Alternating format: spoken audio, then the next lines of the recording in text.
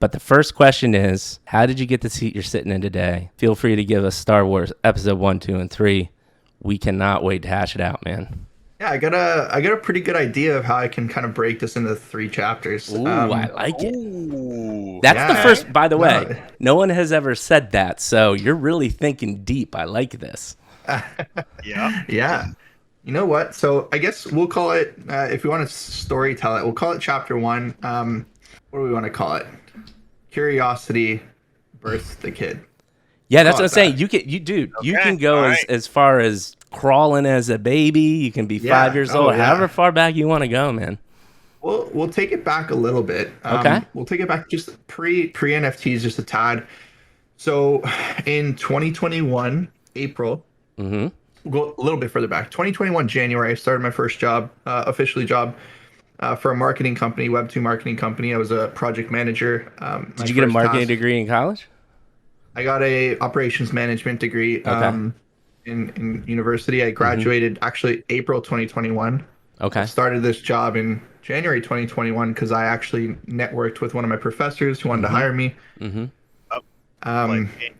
yeah, put me immediately on their largest client they had to project manage a global company. Basically, it was very wild to be thrown into the fire like that. But within 6 months, the CEO of the company called me and said, "Nick, I want to give you a promotion. I want you to run our web department. I want you to, run the entire web department Mm-hmm. and just take care of that. We're going to give you shares in the company. You're going to be a part of it."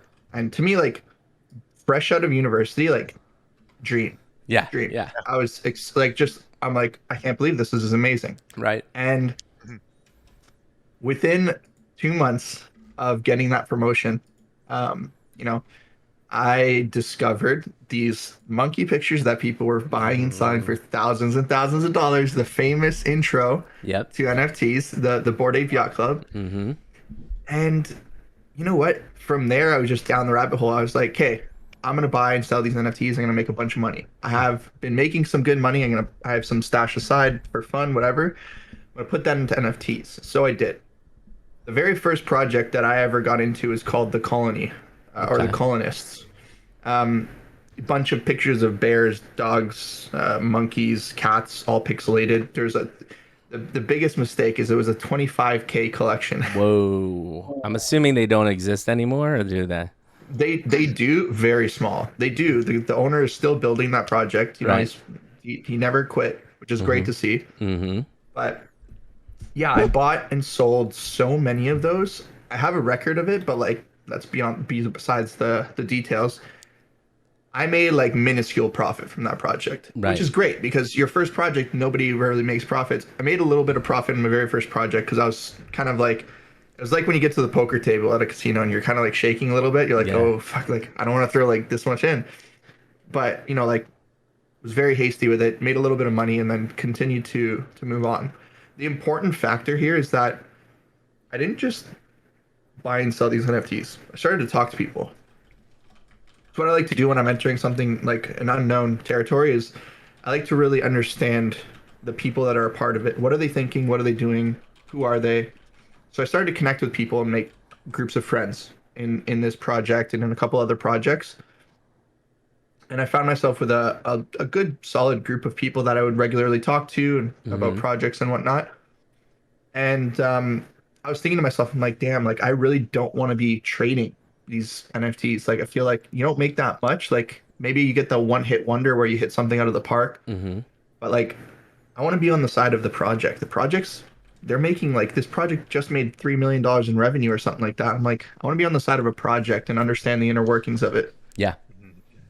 Started telling people what I was doing.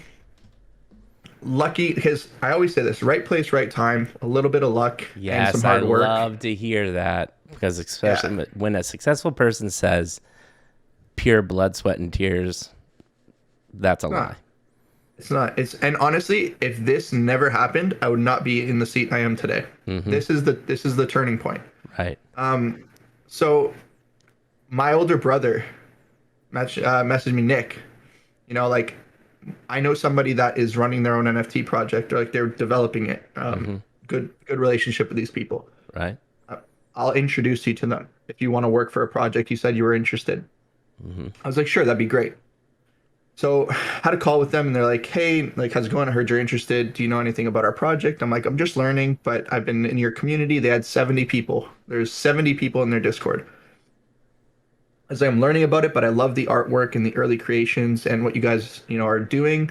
His background was creating light shows for super huge festivals in like Europe, all over the place. Like he would travel with huge artists and creating their light shows and whatnot. Mm-hmm.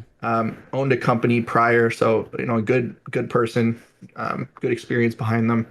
And I was like, listen, I will volunteer my time for free. I want to be your community manager. I'll help you organize your Discord because I know how to work Discord, and I'll start reaching out to try and get people in your community. Right? I want to be involved. All I Mm-hmm. ask is that you include me in conversations so that I can hear what's going on and understand what's happening. They said, absolutely, we'd love to. Right. First things first, I just fixed up the Discord, started to reach out to all these groups that I've connected with and said, guys, come join this project. Like, it's really cool. And it was a grind. At first, it was a grind Yeah. to get people to join. Because, like, you know what it's like now? Like, getting people to join, either follow a Twitter account or join a Discord that Yeah. has like under 100 followers is like Yeah. impossible. It's very hard. Right. Impossible. Right? So, pretty much, I just continued to do that for, I don't know, a really long time. People started to join. People told other people they started to join. And then I had the idea because I would watch a lot of YouTube. I'm like, I'm going to reach out to every single one of these guys that I watch. I'm going to somehow try and get connected to them.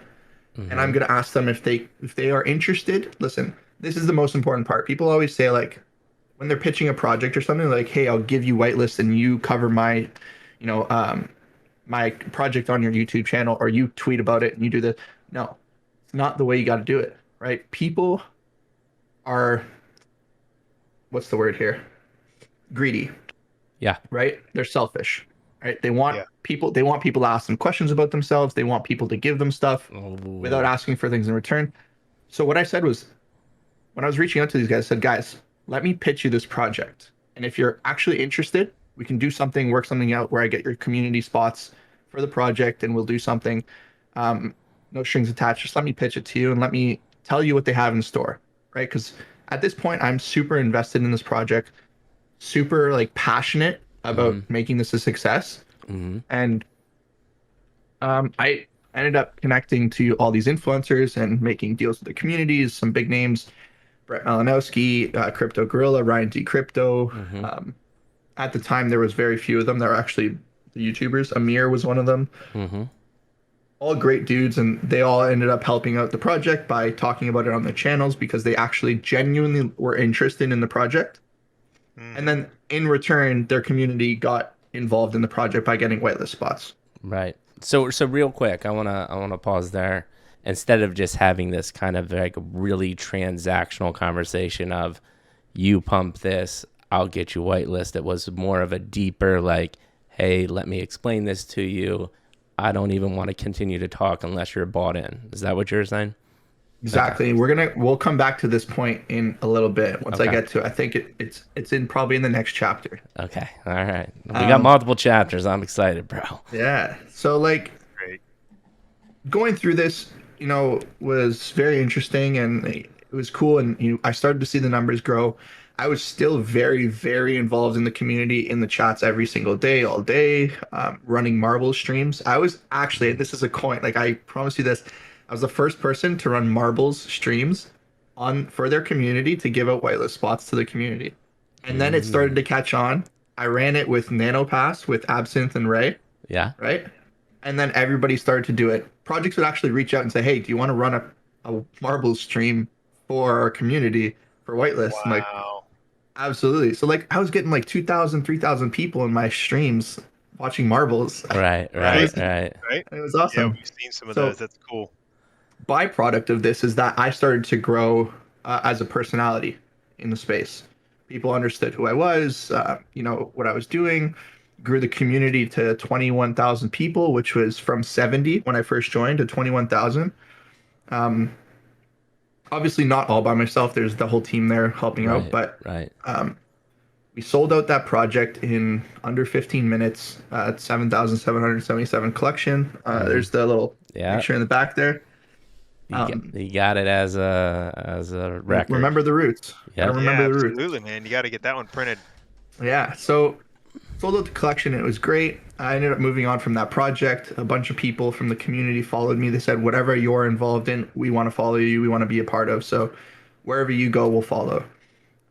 Made my own Discord just to have these people in one place. And I started to work with the influencers. I'm like, developed relationships with them, kept talking to them. And I'm like, hey, how can I help you guys? Right? Like, I'll go to reach out to projects and get you whitelists. And that's it. And they're like, well, what do you want? I'm like, I don't want anything. I'm building a relationship. I'm showing you guys that I'm here to help you. Um, so I did that. In return, obviously, like the projects, they threw me 5 or 10 extra spots, and then I would take one and raffle the rest to my community that I had started building, Right.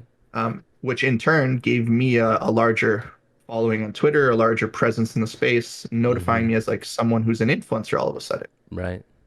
Eventually got to 10,000 followers, which was crazy. Never thought that would happen. And then more and more people were reaching out like, hey, can you do what you're doing for these couple of guys for us too? I'm like, sure, why not?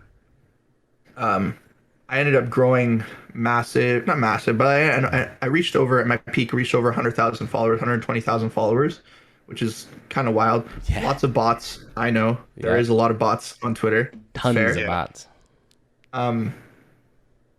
But yeah, it was just like everyone was asking me, like, Nicky, like, how can we pay you for doing all this work for us? And I said, guys, I don't want anything. Right. At first, I promise you, I told every single one of them, I said, I don't want your money. I'm not taking money from projects. I'm just doing this to help each other out. And I get a mutual benefit by taking a couple spots and giving it to my own community, Yeah. giving it to myself. Right. Right. Yeah. Yeah. That's how I was doing it. Right. Completely for free That's because literally how we have been doing it since day one as well. exactly. Exactly. So yeah, I mean, that will get us close to the end. I guess if you want to include this in there, like as I grew myself up, I was able to start my own alpha group, my own community, sold an NFT pass, and now that is my trademark community, the G Babies. Shout out to all the G Babies in here. But that is my community now, and that's Yeah. where I'll kind of kill off chapter one. So Okay. so I'll go because I have one off the tip of my tongue. The I had one on the tip of my tongue, and now I'm forgetting. Oh yes. So the first collection that you helped sell out, would you attribute building that Discord up to, I think you said 21,000 people, a majority of the influential, like, what I'm trying to get at is love to hear a couple like top 2-3 reasons what helped you be successful, you think, because you're really new at this point, right? Like you haven't even run in, or you're starting to run marbles. Are you going back to this relationship thing that you keep on talking about? Do you think that's the main reason all of this kind of happened? Yeah. So on my own, definitely brought the server around to 1 to 2,000 people. Uh-huh. Right? And you saw it. We were looking at the metrics. We saw it plateau a bit. We worked with one of the influencers. We saw a huge spike from their YouTube video and from their community to come in. Like we gained like 3,000-4,000 people. So it was crazy, like doubling, almost tripling the size of your community. Yeah. As you continue to work with more of the influencers, because more of them heard about it through the other influencers and then they reached out or they wanted to chat. As you started to make your way and expand that, we'll call it advertising platform, Yep. Yeah. we got a lot more people in the server, and then from there it was just nurturing. It was basically me being a part of the community and really understanding what they want, right, and really trying to communicate that messaging from the community to the founders of the project to say, this is what they're saying and this is what they want. This is their feedback on sneak peeks. This is their feedback on supply and price. This is what we're going to do. We ended up cutting down the price to meet the needs of the community of what they wanted to see. The supply as well, Interesting. which was awesome. Worked out really well, obviously. And then, Right. yeah, the influencers pumped up those numbers, and then it was just all about nurturing. Let me ask you this. You learned that on your own. Did you learn any other success habits on your own that have proven well in what you're doing and venturing into NFTs, or just, through all of the things just in life? Yeah. everything that I've ever done that I can say, failure or not, like failure is a part of the journey to success. So I would say like in everything that I've done, I've been obsessed. I've been passionate. I've been wanting it so badly that it doesn't matter what I got to do to get there. When I was first doing all this stuff, like doing the collaboration stuff and whatnot, I was actually still working my full-time job. I worked all the way until January 2022 on my Mm-hmm. full-time job. So I would Mm-hmm. work 8 or 9 hours, 10 hours throughout the day, and then I would get off, eat dinner, and then I would work another 8 hours at night, doing all this kind of stuff. So I was sleeping like 4 or 5 hours a night, but I was working like 17, 18 hours a day. Mm-hmm. And the same thing, even if you want to go further, like football, like when that was everything I wanted to get a scholarship and play football at the next level, that was my life, was school, workout, school, practice, workout, sleep, Mm-hmm. like Yeah. study in between. But like that was my thing. University was the same thing. It was like football, school, study, and try and make time for personal life. And Right. just being obsessed with wanting success, kind of. That was the kind of one thing that I kind of taught myself that like I didn't know it's a little double-edged sword, but when you want something so badly, you'll push yourself to do anything to get it, right? Yeah. Especially if you're passionate. If you're not passionate about what you're doing, then it's really hard to get, Yeah. to the next level. Yeah. Yeah. But I actually wanted to go another direction because I have Do it. managed massive budgets, pretty big teams. Matt's built a multi-million-dollar company from nothing, managed teams too. And what impressed me about what you said is, so you kind of answered it in the how do you take a step back and balance, and you said created systems and then give some responsibility to other people. Well, I know when I was your age and coming up and becoming a manager, it is so difficult to have a baby and let go and relinquish that responsibility. It took me years as a manager because I came from, I went to design school. So that's a very specific skill, right? And design is subjective. Like there's certain things that you need to do, but everybody has their own style. And when you start like saying, "Hey, I don't have time to do that. You need to design this." Like that's very tough, right? So, could you just like walk us through that experience because I'm sure that was tough for you too because you didn't have a ton of time in corporate and you went straight into really starting your own business. Like any lessons learned there or things other than creating systems that helped you through that process? Yeah, you know what? And this is straight from, so my father, he's been a owner of his company for 30 something years.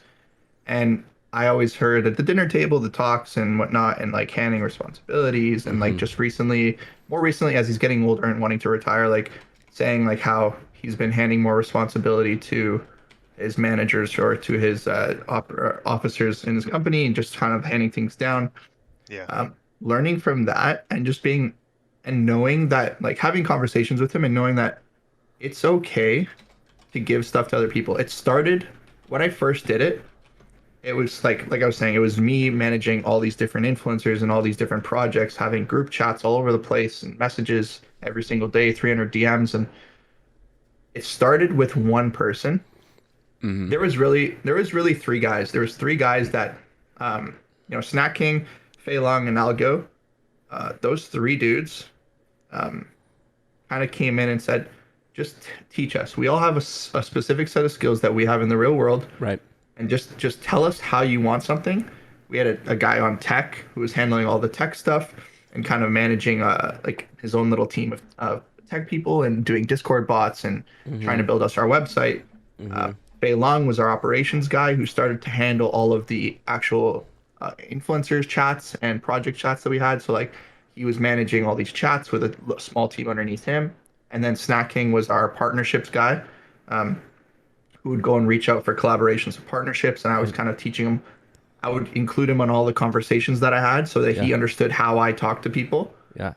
And then he kind of took that and had a small team under him to do partnerships. And when I started to see these pillars being built, it was like, okay, if I wanted to label them, operations. These guys are handling all of our internal communications. We have the partnerships people who are going out there and getting collabs for these big projects, for the new ones that want to come in and that we want to be there to support. And then we have the tech people who are helping, build our systems in the back end. We have a dashboard that's on the way from for the Bridge 3 website. Um, all sorts of different utilities kind of behind the scenes in Bridge 3 to make everything operate smoothly. Yeah. Yeah, as I started to see those being built up, you definitely feel the weight coming off your shoulder, Yeah. like slowly. Yeah. Right? As you're like, I feel comfortable with these people that I trust, teaching them the way that I want this to be ran, and they're doing it. They're doing it amazing. Right? I couldn't have asked for a better set of people to be there to support me. Right? Yeah. So and that was my experience with it. It was like realizing that it's okay and realizing that, look at this, they are more than capable. Other people are more than capable of doing what I do. Just Yeah. because I did it by myself doesn't mean that I have to do it by myself. Let's move to episode 2, man. Like, you Absolutely. do I think we ended at the G G babies. babies. You're starting to build something. Yeah. You connected with the influencers, and yeah, let's go to the next chapter. I'm ready. Chapter 2, we'll call it. Chapter 2. We need a name for this. When we cut this together, there's literally going to be text that says chapter 2. Love that. Love that. Chapter 2 will just be building. Ooh, I like it. I like it. Yeah, so it kind of overlaps time-wise a little bit, but this is chapter 2. Okay. Through all these connections that I'm making throughout the beginning, things started to pop up. So I had a couple of people reach out to me and said, Nicky, we know you from the Meta Travelers Project. We want you to come and be our advisor, and we want you to be our community manager.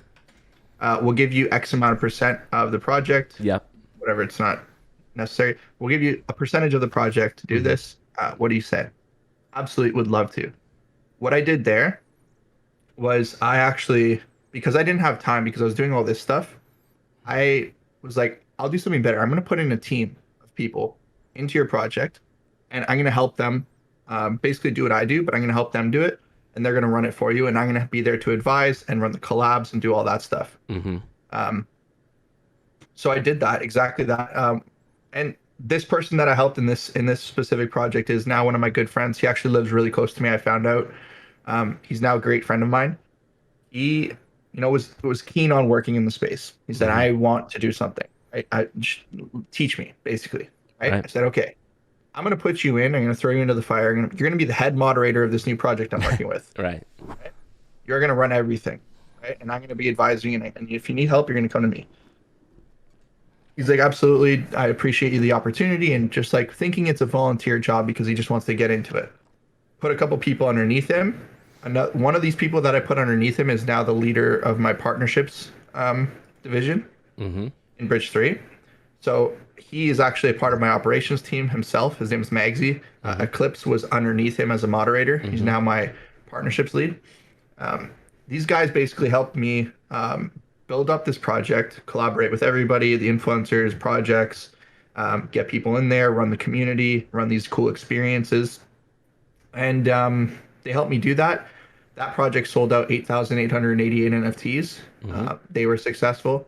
And then I threw down 5 ETH and I was like, here you go. You didn't know this was coming, but I had saved this for you. And I want this to go to you because you worked your ass off and you deserve it. Right. Which was about at the time like $35,000 US, which was great. Yeah.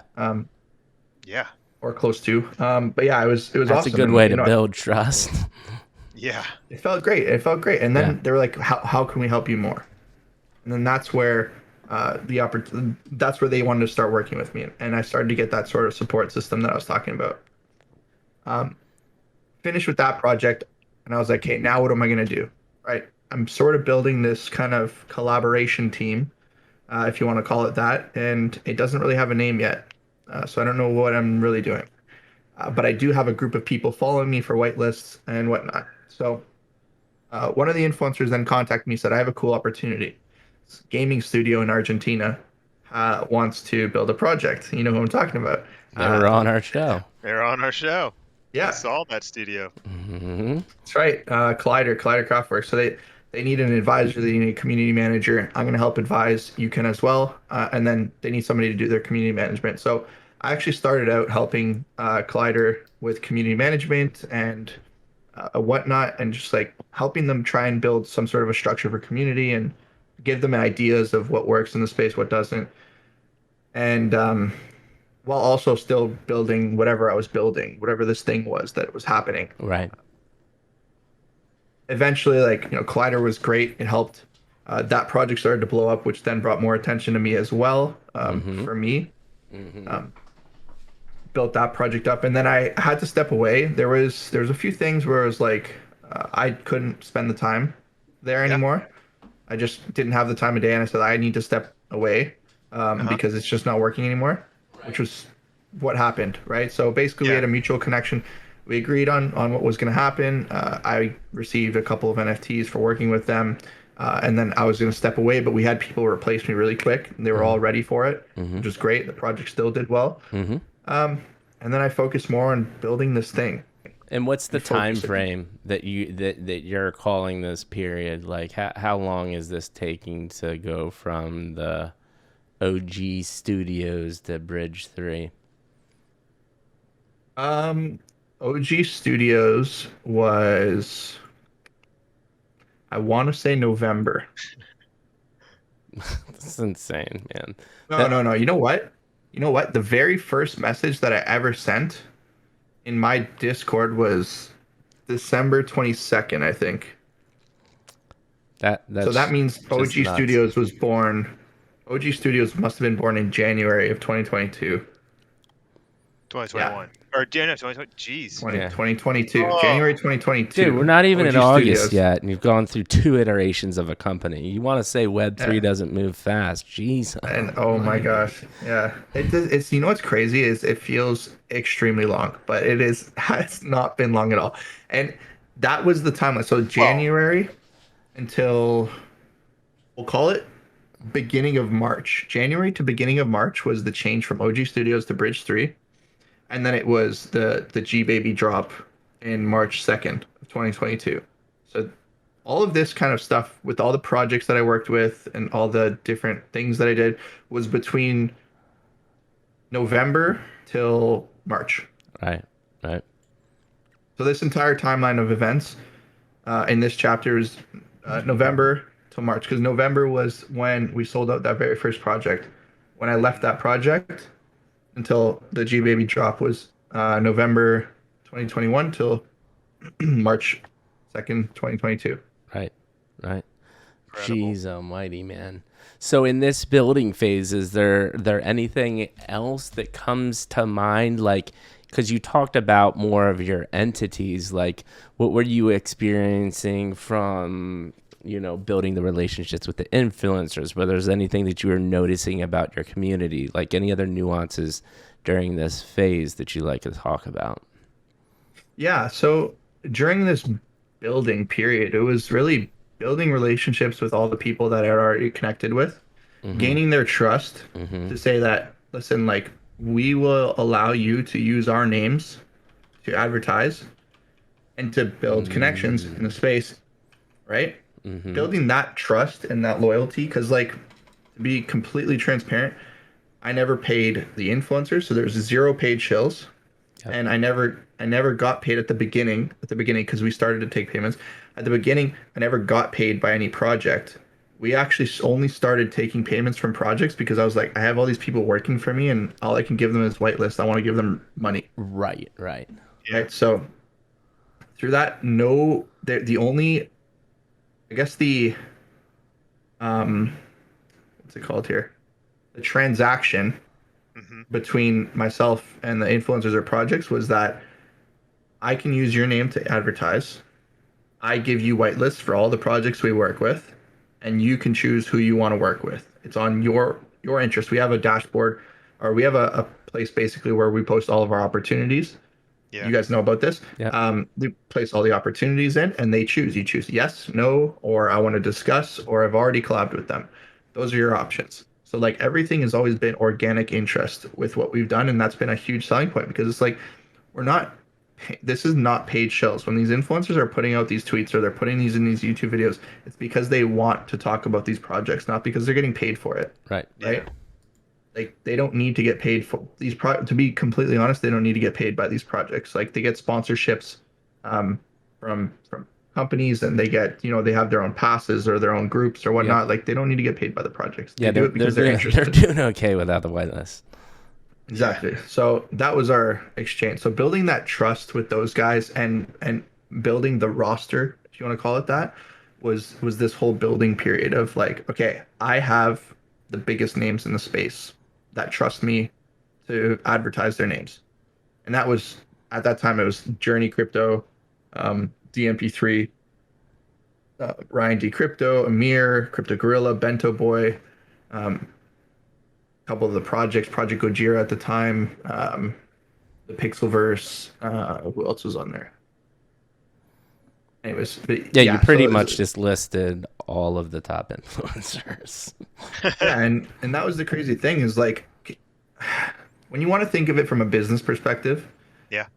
and you're pitching this to a company, and you can see it's funny because you can go out and say to this company, I can potentially put your product or your project in front of almost 90 to 100% of the market share in the NFT space.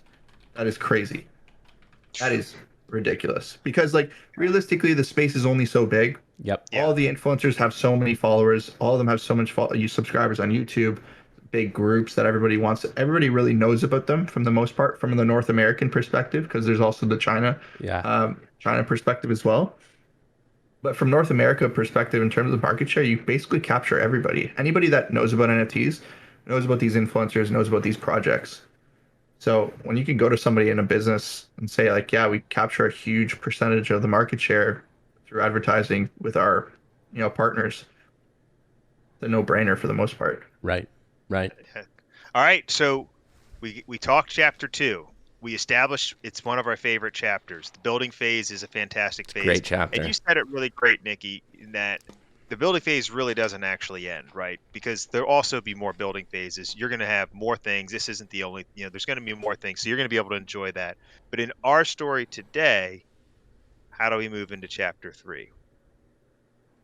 So I really wanted to set this up this way because chapter 1 was learning, getting into it, and understanding Mm-hmm. and kind of setting the roadblocks to what I wanted to be success. Mm-hmm. And then number 2 was how I then nurtured what I had and continued to grow on what I had and build it to something that where it is today. And if you like followed along in the timeline, we are chapter 2 ended where we are right now, right? A little bit of a down market. Things are slowing down. Yep. Understand that it's okay. Chapter 3 is title is to be continued. Mm-hmm. Chapter 3's title, chapter 3 is being written, and chapter 3 goes on. And I think for me, it's important to set goals. Like this is the chapter where I'm now setting goals for myself, right? Like I told you guys a little piece of alpha, Yeah. a couple pieces of alpha before we We'll tell started. everybody right now. Just kidding. A couple of pieces of alpha before we started, of things that like I'm interested in or things that I want to go after, and it's setting these goals now Mm-hmm. to try and achieve and try and push myself to do things, that I would like to do or that I would see myself doing, and that's what this chapter is all about. It's all about like realizing and appreciating what you've done, but Mm-hmm. now setting the bar higher. Now Mm-hmm. setting the bar, how can I do it one better? And Mm-hmm. that's not saying building new things and Bridge 3's done and I'm whatever with it or the G babies. No. It's just setting new goals and things that you want to be a part of and things that you want to do and elevate, right? Right. Right. So how can I elevate my current experience to take it to that next step and to set goals for myself to be, proud of myself in another 6 months when I look back and say, damn, like this is where we are right now. Like, wow. Yeah. Like that's what this kind of to be continued chapter entails is just like how do you what's the next step? How do you take that next step? How do you even realize where the next step is. And that's just, you just have to, for me, it's basically been throughout this down market, it's been, what do I really want to do in Web3? Like, what impact do I want to make? Because right now it's good. I am absolutely helping projects, I'm helping people, I'm helping groups like yourselves. But what else do I want to leave an impact on the space? And how else can I improve the space for other people? Maybe people that aren't even in it yet. You know what I mean? Mm-hmm. Like, Mm-hmm. what are my next steps, and how can I continue to grow on what I have already, Right. basically?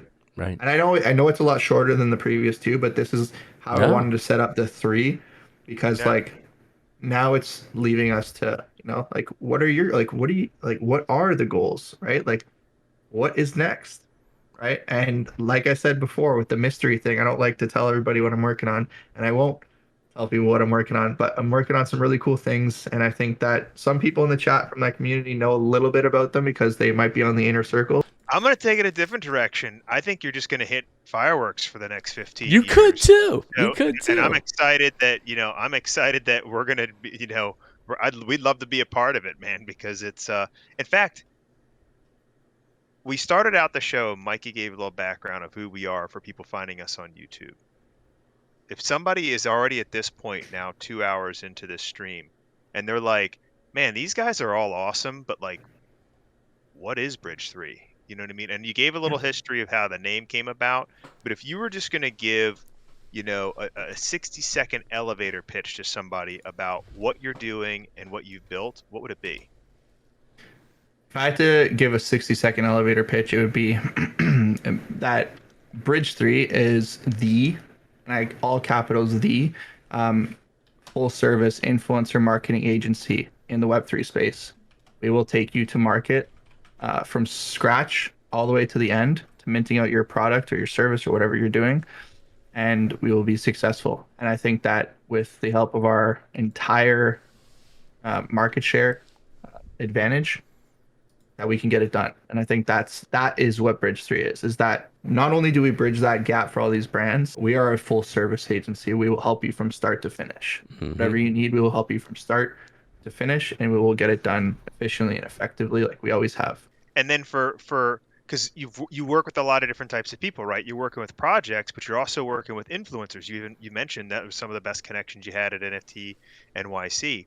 What Bridge 3 is working, because those are different roles, right? You're doing different things. When it's a project, you said help start everything start to finish. When it comes to the influencers, is it just a collection of them? Is it something that Bridge 3 brings to the table in terms of, is it just essentially like it's just a super network? What's happening there? Yeah, I guess it is a super network that I would say that it's a super network that we're bringing to the table for a lot of the people that we work with. But on the influencer side of things, like it's not just that exchange of value that we do between each other. Like I'm always trying to think of new ways to help that group of people because, they've been a part of that journey for me and they've helped me as well.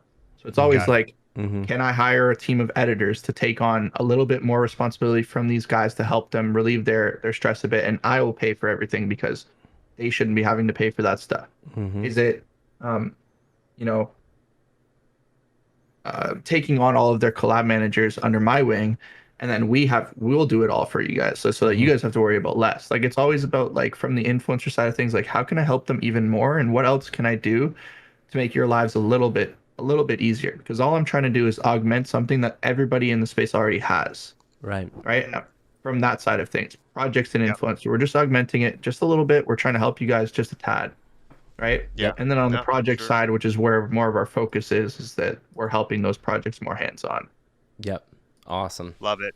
So it's something for everybody, and that was really what I wanted to get to. Is that wherever on the spectrum people are in here, there's something that Bridge 3 can do, and what's more importantly is where your heart is, where the ethos of what Bridge 3 is to help everyone around you and within that network to succeed at the highest level. Whether you be a person that's just contributing and they're being mentored and you're part of the G, hold up, G The babies. babies, G babies, them thank you. babies. I I clicked on the Discord and almost said the wrong thing there. That would have been dicey. But Yo, G Spizzle. exactly. Whether it's that, whether you're a project, whether you're an influencer, it just seems like a really good place to be centered around. So Yeah, and that's what he was congrats saying. on I that. think that's what you were meaning by full service, right? Yep, full service. Yeah, you're servicing both sides, and it'll be interesting, like you said, like the portal, and I think you already got bread and butter, but your mountain of bread and butter will come from exactly what you said. Your continuous pursuit of making things more streamlined and easier, and creating tools and technologies to do that, right? So you mentioned your web portal and stuff like that. Like that shit's going to be huge, right? And when you got people like us and all of the other people that you mentioned saying like, bro, NickyG's got that shit tied up and you want to be a part of it. And now, you're already at the point where you're like, you're not taking any Joe Schmo that says they want to be something. You gotta have your shit together, and you're picking the cream of the crop, which is only furthers your brand. Yeah. So, man, that's exciting stuff. Love it.